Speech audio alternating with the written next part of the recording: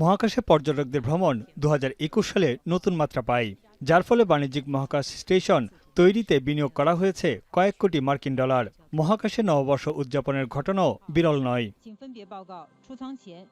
2024 সালের অক্টোবরে 6 মাসের জন্য 3 নভোচারী নিয়ে মহাশূন্যে যাত্রা করে শেনঝৌ 19 নামের মহাকাশযান। এ সময় তারা মহাশূন্যে 86টি বৈজ্ঞানিক গবেষণা পরিচালনা করবেন। এর মধ্যে আছে চাঁদের মাটি দিয়ে ইট তৈরির বিষয়টিও। 2024 সালের শেষ দিন চীনের মহাকাশ থেকেই শেনঝৌ 19-এর নভোচারীরা খ্রিস্টীয় নববর্ষের শুভেচ্ছা পাঠিয়েছেন। তারা হলেন কাই জুজে, সং লিংডং এবং ওয়াং হাউজ। 今天是2024年的最后一天，我希望大家和我一起，最后和小航一起祝大家新年快乐。我是航天员宋令东。最近我们在利用人系统研究机柜。